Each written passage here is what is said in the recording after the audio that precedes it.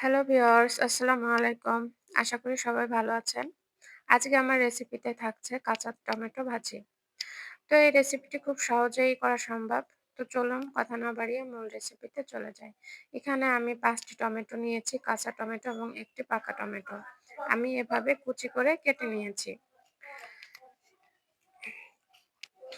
দেন আমি একটি কড়াই নিয়েছি এবং তেল গরম হলে এতে আমি পরিমাণ মতো পেঁয়াজ কুচি দিয়ে নিব। পেঁয়াজ কুচিটা খুব ভালো করে ভেজে নিব ব্রাউন কালার আসা পর্যন্ত। ব্রাউন কালার আসলে আমি পেঁয়াজটা তুলে রাখবো। তো যখন এরকম পর্যায়ে চলে আসবে তখন আমি পেঁয়াজ ভাজিটি উঠায় রাখবো। কারণ এর ভিতরে আমি টমেটো ভাজি দিব না।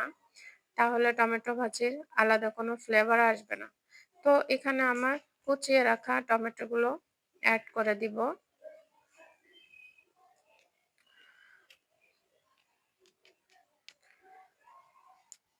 এখানে দিয়ে দিব কাঁচামরিচ পরিমাণ মতো। কাঁচামরিচটা বাড়িয়ে কমিয়ে নিতে পারেন। এখানে দিয়ে দিব স্বাদ মতো লবণ। দিয়ে দিব খুব অল্প পরিমাণ হলুদ। যেন টমেটো ভাজির অথেন্টিক কালারটা থেকে যায় এর জন্য হলুদের পরিমাণটা আমি কম দিয়েছি। তো তেলের সাথে টমেটো কুচিগুলো আমি খুব ভালোভাবে মিশিয়ে নিব। তো এভাবে মেশানোর পরে আমি এটি ৫ মিনিটের জন্য ঢেকে দিব। আমি কিন্তু কোনো পানি ব্যবহার করিনি। এখানে টমেটোর গায়ে যে পানিটা ছিল ওটাতেই টমেটো খুব ভালোভাবে সিদ্ধ হয়ে যাবে। তো ৫ মিনিট পরে ঢাকনাটা তুলে নিব।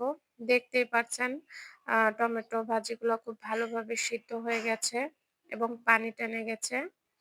সম্পূর্ণ পানিটা টেনে গেছে। যতটুকু পানি আছে ভাজির মাধ্যমে পানিটা টেনে যাবে।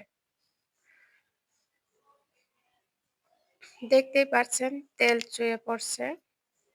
বোঝাই যাচ্ছে টমেটো ভাজিতে কোনো পানি নেই। তো এই পর্যায়ে এখানে আমার ভেজে রাখা পেঁয়াজটা টমেটোর সাথে এড করে দিব এবং সুন্দরভাবে মিশিয়ে দিব। তো এভাবে পেঁয়াজটা পরে মিশিয়ে দিলে টমেটো ভাজির ফ্লেভারটা অনেক ভালো আসে। এর জন্য অবশ্যই চেষ্টা করবেন পেঁয়াজ ভেজে তুলে রাখবেন এবং টমেটো ভাজির শেষ পর্যায়ে পেঁয়াজটা এড করে দিতে। তো খুব ভালোভাবে এ পর্যায়ে আমরা ভেজে নিব। তো খুব কাছ থেকেই দেখতেই পারছেন যে কতটা অথেন্টিক কালার আসছে এবং খেতেও ততটা অথেন্টিক ভাবে স্বাদ লাগবে। তো আমার হয়ে গেছে, এটা আমি একটা প্লেটে সার্ভ করে নিব। দেখতেই পারছেন কতটা লোভনীয় এবং আহ দেখতে সুন্দর লাগছে।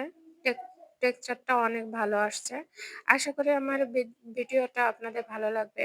যদি ভালো লেগে থাকে তাহলে আমার ভিডিওটি অবশ্যই লাইক দিয়ে আহ আমার সাথেই থাকবেন এবং নতুন কেউ আমার চ্যানেলে জয়েন্ট হয়ে থাকলে আমার চ্যানেলটি অবশ্যই সাবস্ক্রাইব করবেন। আশা করি সবাই ভালো থাকবেন এবং পরবর্তী টিপস পাওয়ার জন্য সাবস্ক্রাইব করে পাশে বেলটি প্রেস করবেন। ধন্যবাদ সবাইকে।